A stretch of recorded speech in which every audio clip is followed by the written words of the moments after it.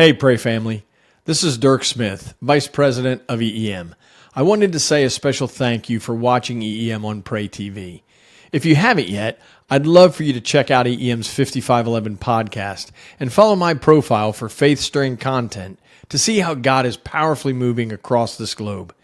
Today, I want to offer you a devotional thought that I hope will help encourage your faith and challenge you and me to be more like Jesus.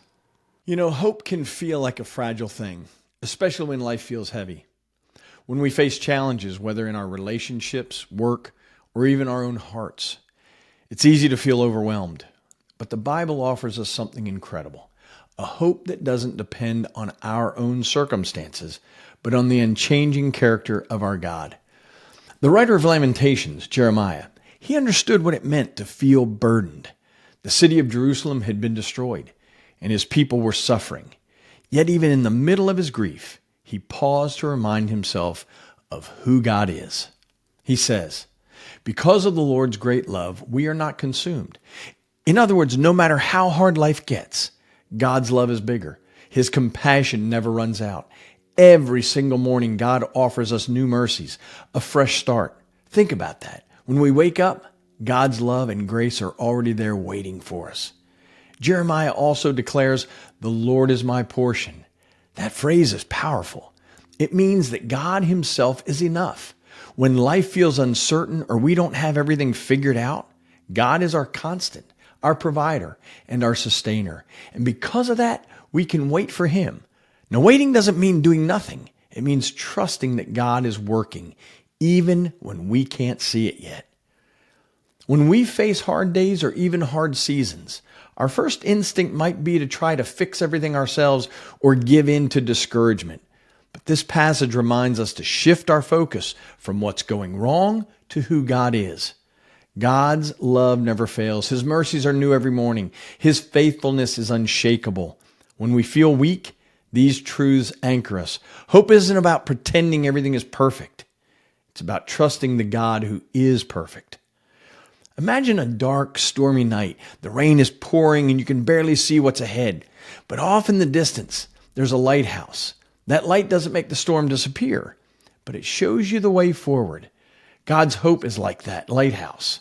It doesn't promise instant fixes, but it gives us direction, peace, and assurance. And he's with us through it all. Take a moment to think about one area in your life where you need hope. Write it down. Then pray and surrender that situation to God. Remind yourself that his love, his faithfulness, and his promise to provide new mercies every morning.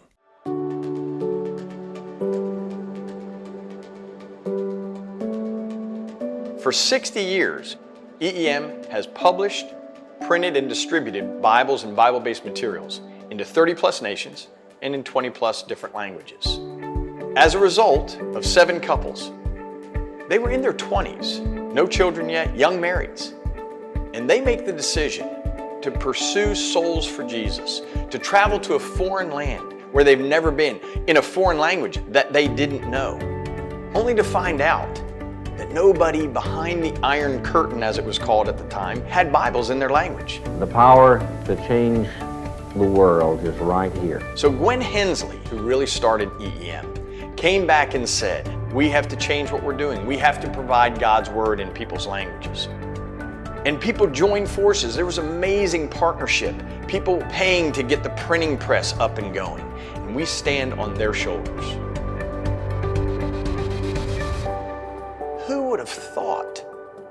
What started as a smuggling operation where they were thrilled to get 100 Bibles across a border, we're now driving tractor truckloads. We're printing in those very countries that forbid the Bible from being distributed. We're actually putting their people to work, and they're printing the Bible.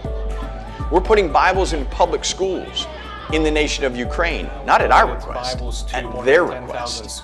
And they're teaching the Bible as curriculum. It's happening in Hungary.